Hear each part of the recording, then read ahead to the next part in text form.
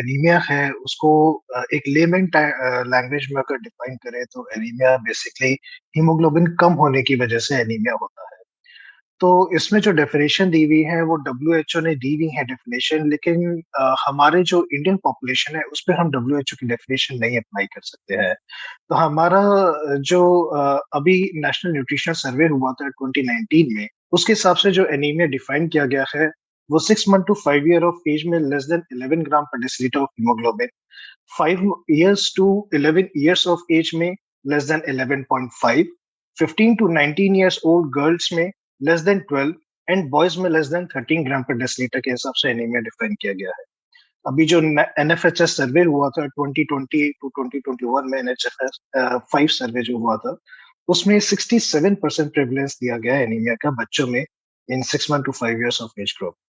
जो मेन जो कॉजेज होती हैं एनीमिया की बच्चों में, वो जो सबसे इम्पोर्टेंट कॉज आती है इंडियन पॉपुलेशन के हिसाब से, वो आती है न्यूट्रिशनल कॉज, जिसमें कि डाइटरी डेफिशिएंसी, कुछ विटामिन की, कुछ मिनरल्स की, जैसे कि विटामिन बी 12, फॉलिक एसिड और आयरन जैसे पदार्थ, इनकी डेफिशिएंसी की वजह से हमारे इंडियन पॉपुलेशन के बच्चों में एनीमिया सबसे ज्यादा कॉमन कॉज है, जिसकी वजह से एनीमिया हो सकता है, हीमोग्लोबिन कम हो सकता है बच्चों में, जहाँ पे आयरन तो ठीक ले रहे हैं बच्चे लेकिन एब्जॉर्प्शन नहीं हो रहा है, उनकी आंतों से एब्जॉर्प्शन नहीं हो रहा है, जिसमें एक सीलिएक डिजीज नाम की एक बीमारी जानी जाती है, उसकी वजह से आयरन का ढंग से एब्जॉर्प्शन नहीं हो रहा है, जिसकी वजह से हीमोग्लोबिन कम हो रहा है और बच्चों को एनीमिया हो रहा है।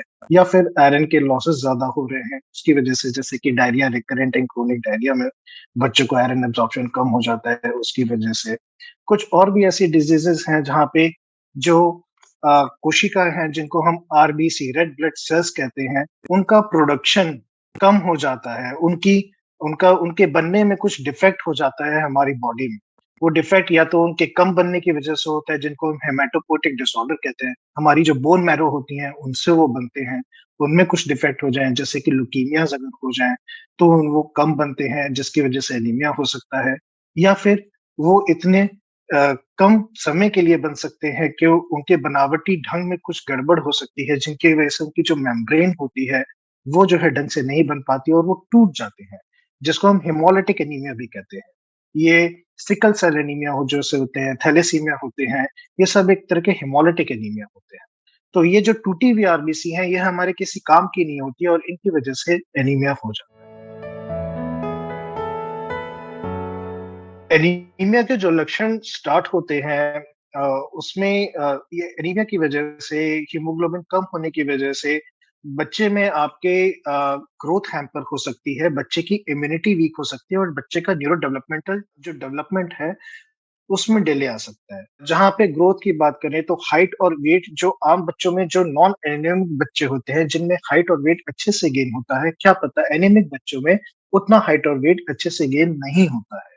जो इम्यूनिटी की बात करें तो जो बच्चे जो नॉन एनीमिक होते हैं उनमें इम्यूनिटी काफी अच्छी होती है, उनमें इन्फेक्शन से फाइट करने की क्षमता ज्यादा होती है एज कम्पेयर टू वो बच्चे जो कि एनीमिक होते हैं, उनकी इम्यूनिटी वीक रह जाती है। जो बढ़ते हुए, जो छोटे बच्चे हैं, जो बढ़ते हुए उम्र के बच्चे हैं, उनमें हमें डेवलपमेंटल डिले भी पाया जा सकता है, जिनमें वो अपने माइलस्टोन्स आम बच्चों के मुकाबले थोड़ा सा लेट गेन करते हैं। इसके बाद अगर थोड़े बड़े बच्चों की बात करें, जो स्कूल गोअर्स बच्चे हैं, जो स्कूल जाते हैं, 4 से 5 साल की उम्र के बच्चे, तो उनमें वीकनेस होना, लिथार्जी होना, फटीग होना, ये बहुत ही कॉमन है। उन बच्चों में पुअर स्कोलास्टिक परफॉर्मेंस होना बहुत कॉमन है। वो बच्चे जो है यूजली एक्सरसाइज इंटॉलरेंस होता है उन बच्चों में, वो ज्यादा बाहर जाके खेलना नहीं पसंद करते, वो बैठे रहना ज्यादा पसंद करते हैं, वो जल्दी थक जाते हैं, उनका पढ़ाई में मन नहीं लगता, इरिटेबिलिटी, चिड़चिड़ापन अगर बच्चे में आ रहा है तो ये भी एक एनीमिया का लक्षण हो सकता है। तो ये सारे कुल मिला के कुछ एनीमिया के लक्षण होते हैं। फिर उसके बाद एक जो बहुत इंपॉर्टेंट होता है, जिसमें लोग कहते हैं कि मेरा बच्चा, बहुत से पेशेंट आते हैं, मेरा बच्चा मिट्टी खाता है या पेंट उतार के खाता है, जिसको हम साइंटिफिक लैंग्वेज में पाइका कहते हैं, जिसमें कि कुछ ऐसे पदार्थ खाना जो कि खाने लायक नहीं है, वो एक आयरन डेफिशिएंसी एनीमिया का बहुत बड़ा लक्षण है। तो ये सारे कुल मिला के कुछ एनीमिया के लक्षण हो सकते हैं। हमारे यहाँ up to 5 years of age तक जो इम्यूनाइजेशन होता है बच्चे को, वो हम अपॉर्चुनिटी यूज करते हैं बच्चों को रेगुलरली एग्जामिन करने की। उस एग्जामिनेशन में एक एग्जामिनेशन एनीमिया का भी आता है, जिसमें हम पैलेट चेक करते हैं, आँखों में, हाथों में, ज़ुबान पे हम पहले चेक करते हैं।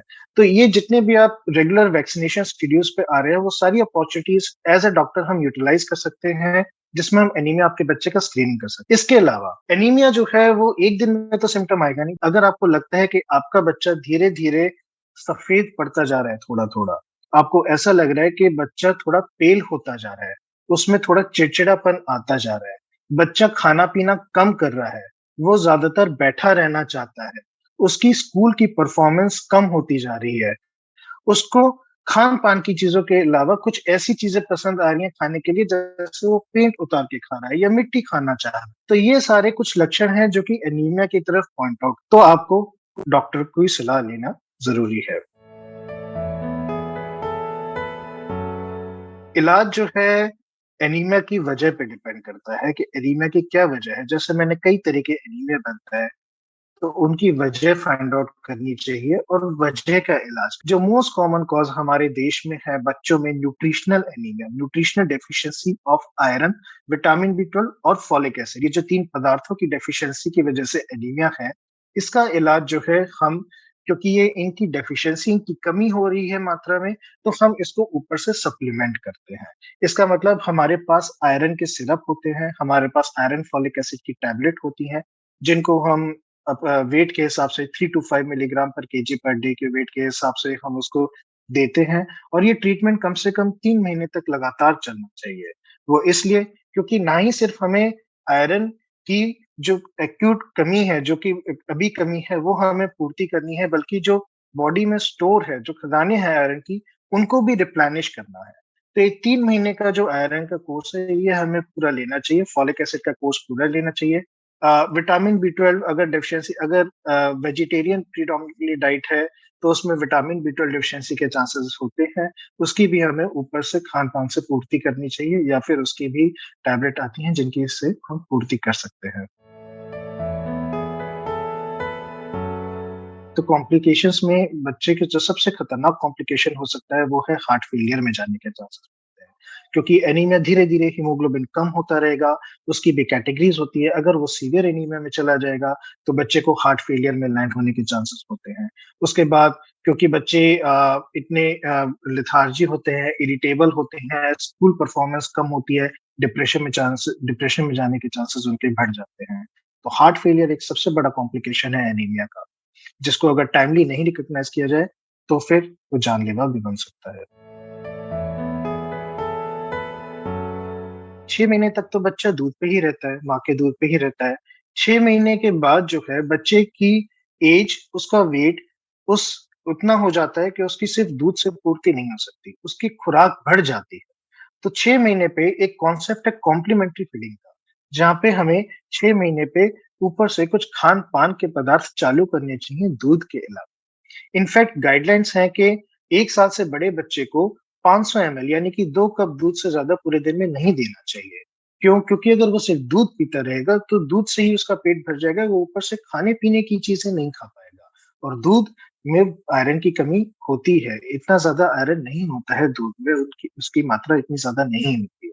खाने-पीने में बच्चे को जो हम 6 महीने की उम्र से स्टार्ट कर सकते हैं, वो बेसिकली होम बेस्ड फूड होने चाहिए, जो घर में बनाए जा सकें, कल्चरली एप्रोप्रिएट होने चाहिए, जो आपके घर में बनते हैं, वो सारे फूड आप दे सकते हैं। उस फूड की जैसे अगर मैं बात करूँ तो जैसे खिचड़ी हो गया, दलिया हो गया, मैश दाल हो गई, उस दाल में आप थोड़ा-सा ऊपर से हरी सब्जी, हरी कुछ पालक या कुछ धनिया वगैरह डाल सकते हैं।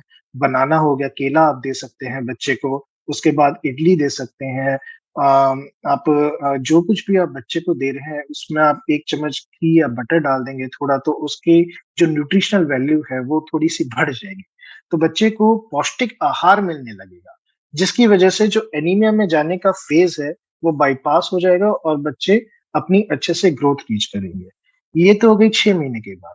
उसके बाद अगर बड़े बच्चे हैं, जहाँ पे स्कूल गोअर्स बच्चे हैं, जिनमें एनीमिया की शिकायत हो रही है, वहाँ पे हमें थोड़ा खान-पान उनका देखना पड़ेगा कि अगर वो बाहर की चीज़ें, वो जंक फूड ज़्यादा खा रहे हैं, तो उसमें से उनकी पूर्ति बिल्कुल नहीं होगी बिकॉज़ वो एक बैलेंस्ड डाइट नहीं है। हमारा मोटिव है उनको बैलेंस्ड डाइट दें। अब बैलेंस्ड डाइट देना है हमको उनको जो घर में जो हम दाल, रोटी, सब्ज़ी बना रहे हैं, वो भी खिलानी है बच्चे को। उसके साथ-साथ हमें बच्चे में अ, अगर आयरन की कमी हो रही है, उसको एनीमिया हो रहा है, तो हमें कुछ आयरन रिच फूड जिसमें आयरन की मात्रा अच्छी है वो देने हैं, जिसमें कि ग्रीन लीफी वेजिटेबल बहुत अच्छा फ्रूट है। गुड़ में आयरन बहुत होता है, हम खाने के बाद बच्चे को गुड़ दे सकते हैं मीठे में, जिसमें आयरन बहुत होता है। चना है, ये दे सकते हैं, स्प्राउट्स हैं, ये दे सकते हैं। तो इनसे हम आयरन की कमी जो है, वो पूरी कर सकते हैं घर पे।